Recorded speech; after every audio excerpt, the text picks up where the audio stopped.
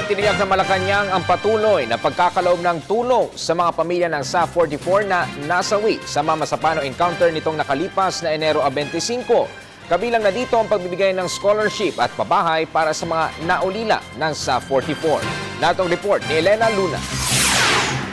Patuloy ang pagbibigay ng tulong ng pamahalaan para sa pamilya ng mga bayaning SAF-44. Ayon kay Deputy Presidential Spokesperson Abigail Valte, pagsunod ito sa direktiba ni Pangulong Aquino na ipagkaloob ang mga tulong sa mabilisang paraan. As directed by President Aquino, the various agencies and offices of the government tasked with extending assistance to the bereaved families of the fallen SAF troopers have been continuing to carry out their role as swiftly as possible.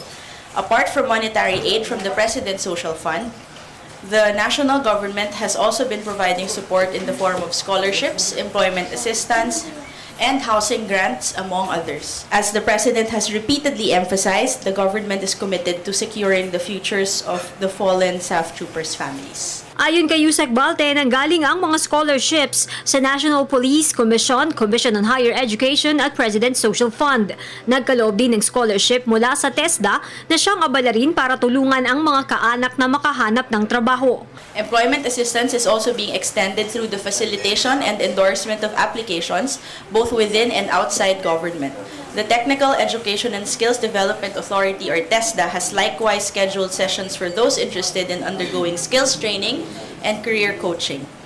In terms of livelihood assistance, the Department of Social Welfare and Development has been conducting assessments based on the family's interests and is scheduled to submit project proposals within the next few weeks.